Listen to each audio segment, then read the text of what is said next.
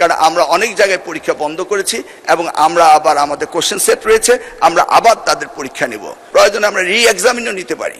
আমরা চিটাগাং বোর্ডে এই ব্যবস্থাটি করেছি এবং সেই অবস্থান আমাদের রয়েছে। সেই জন্যই আবার অনুরোধ করব, শিক্ষার্থীরা যার যার পড়ার টেবিলে ফিরে যাক।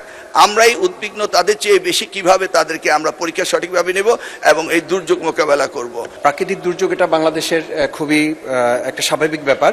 সেই প্রশ্নে এখন আমাদের শিক্ষার্থীরা গত কালকে সহ যে ক্ষতিগ্রস্ত হয়েছে সে বিষয়ে তাদের বিশেষ মূল্যায়ন সহায়তা ব্যবস্থা এবং তাদেরকে দুর্যোগ প্রবণ এলাকায় এখনও যে বিকল্প পরীক্ষা কেন্দ্রগুলো আছে যেগুলো এখনও পানির নিচে, সেগুলোর ব্যাপারে বিকল্প কোনো ব্যবস্থা হয়েছে কিনা।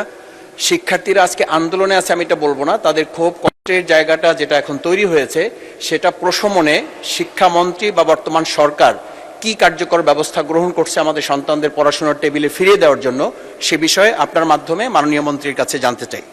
ধন্যবাদ মাননীয় সদস্য। মাননীয় শিক্ষামন্ত্রী। মাননীয় স্পিকার, আপনাকে অশেষ ধন্যবাদ। মাননীয় সংসদ সদস্যকে, আমাদের সকলেই আমরা উদ্বিগ্ন এই মনসুন সিজনের পরীক্ষাকে নিয়ে।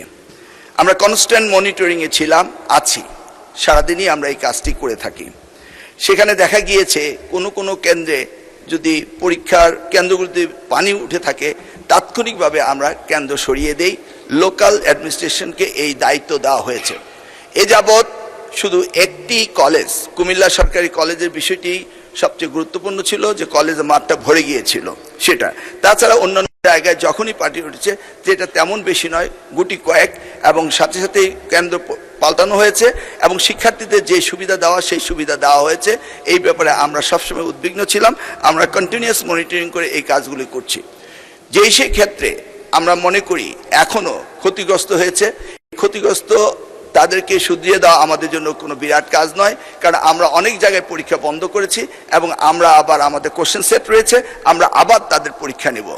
আমরা আবারও পর্যালোচনা করছি, যদি কোথাও আমাদের প্রশাসনের দুর্বলতার কারণে কোনো শিক্ষা প্রতিষ্ঠানে পানি ওঠার পর যদি পরীক্ষা না দিতে পেরে থাকে, এই জরিপটা আমাদের কাছে আসার পরে আমরা সেইভাবে প্রয়োজনে আমরা রি-এক্সামিনও নিতে পারি। আমরা চিটাগাং বোর্ডে এই ব্যবস্থাটি করেছি এবং সেই অবস্থান আমাদের রয়েছে। সেই জন্যই আবার অনুরোধ করব, শিক্ষার্থীরা যার যার পড়ার টেবিলে ফিরে যাক। আমরাই উদ্বিগ্ন তাদের চেয়ে বেশি কিভাবে তাদেরকে আমরা পরীক্ষা সঠিকভাবে নেব এবং এই দুর্যোগ মোকাবেলা করব। আমি আবারও আশ্বাস দিচ্ছি যে যেই সমস্ত পরীক্ষা কেন্দ্রে এই ধরনের ভুল ত্রুটি হয়েছে সেখানে রি-এক্সামিন নেওয়ার প্রভিশনও আমাদের রয়েছে।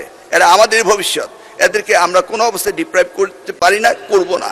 সেটাই আমি মহান সংসদের মাধ্যমে জাতিকে জানাতে চাচ্ছি। ধন্যবাদ আপনাকে।